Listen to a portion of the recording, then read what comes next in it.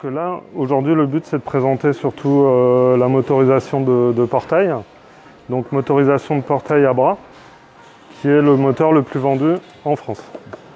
Donc pour pouvoir mettre un moteur comme ça, il y a des prérequis. Donc les prérequis, c'est quoi? Ça va être qu'il faut que le portail il ouvre vers l'intérieur. Donc ça, c'est la première chose. Ensuite, il faut qu'il soit bien de niveau, le portail. Après, on va aller sur tous les types de portails en termes de matière. Donc que ça soit bois, PVC, alu. Après, les petites préconisations d'installation, ça va être qu'il va falloir le mettre sur une traverse, un renfort, une traverse intermédiaire. Il faut que la traverse, idéalement, elle soit plutôt intermédiaire, 1 tiers, 2 tiers, plutôt qu'en bas. Ah, d'accord. Alors pourquoi? Alors on peut motoriser avec le portail en bas, mais après pour l'eau, la neige, les projections, c'est pas très... Okay, voilà, c'est moins bien.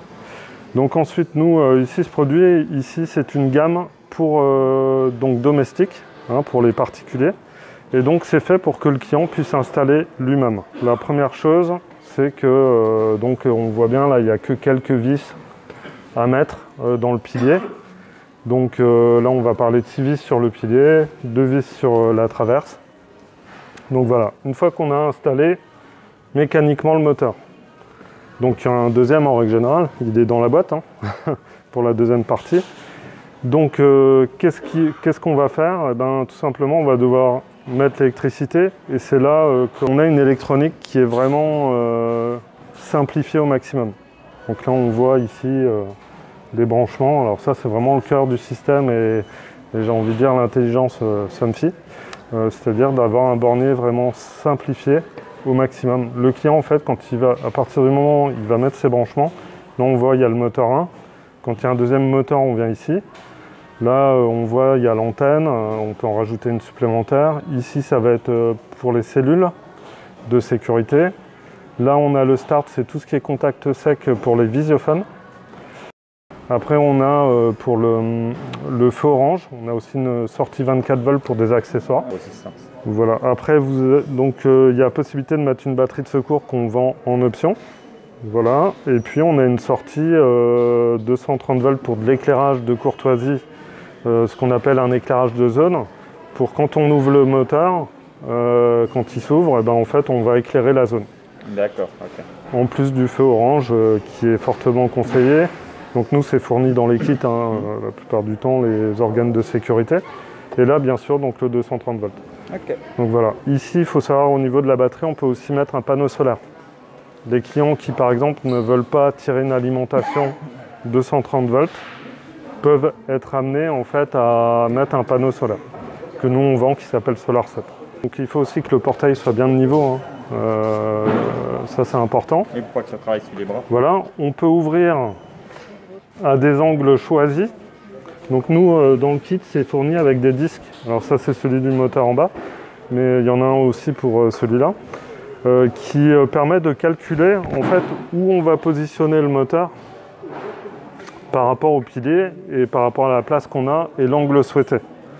Donc grâce à ça, le consommateur prend son disque et vérifie que son moteur peut bien aller sur le pilier. Tout simplement, on va avoir la fameuse cote qu'on appelle la cote A, qui est en fait où se trouve le portail par rapport au bord du pilier.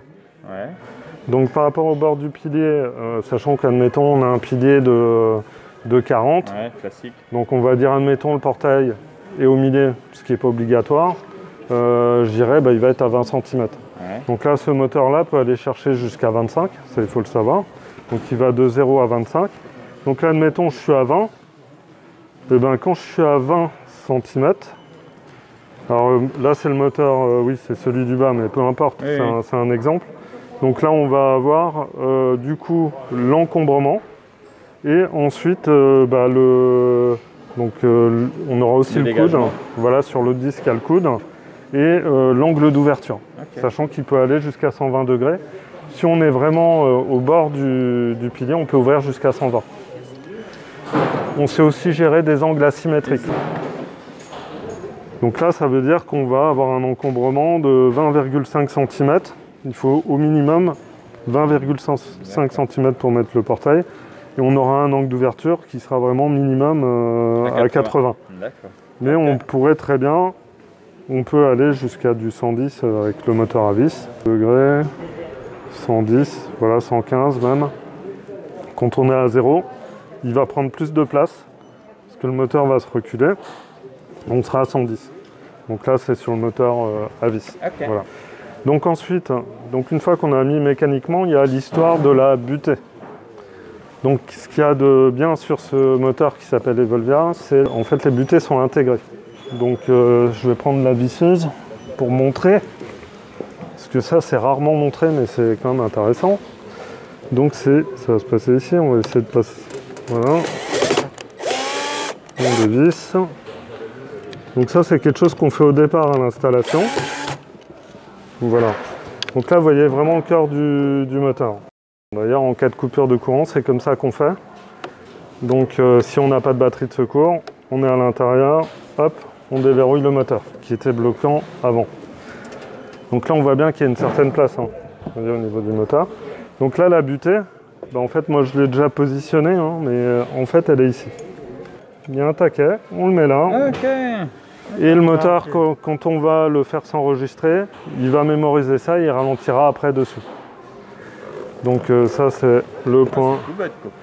Voilà, et puis c'est hyper efficace. Donc voilà, donc ça on le fait uniquement pour l'ouverture. Ici il faut toujours un butée, la butée centrale qui normalement est sur. Pour montrer, il y a un bouton de réveil. Voilà, à la première fois, les télécommandes sont déjà programmées de base sur le moteur. Donc là, moi c'est comme dans la réalité, sauf qu'il est déjà programmé, mais il se programme tout seul, donc il n'y a rien à faire. Donc là, tac, le moteur part en ouverture et ralentit sur sa butée. Quand on le fait pour la première fois, voilà, alors quand il fait pour la première fois, en fait il va venir, il vient plus lentement. Parce qu'il va venir mémoriser sa butée. Vous voyez un peu la... Alors le gros avantage de ce produit, en plus d'être simple à installer, c'est la rapidité. Il faut savoir qu'il ouvre en 8 secondes hein, pour 90 degrés, ce qui est très rapide, ralenti compris, 8-10 secondes, hein, donc c'est vraiment rapide. Le matin on est en retard, on est pressé, c'est vraiment agréable et confortable. Donc là voilà.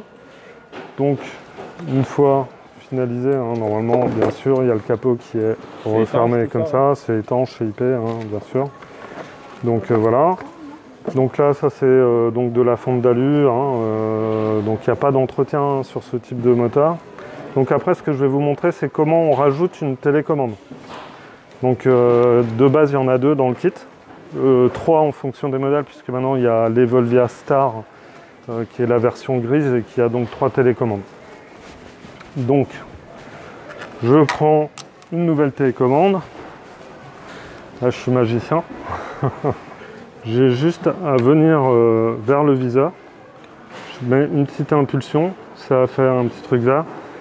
Et la télécommande est enregistrée. Voilà, tout simplement.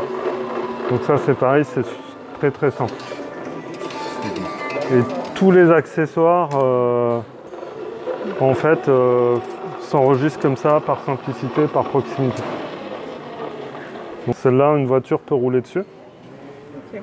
Et ensuite le bouton est un peu plus dur pour éviter les déclenchements intempestifs. Et donc après le deuxième bouton peut servir par exemple pour une autre motorisation Somfy comme le moteur de garage par exemple.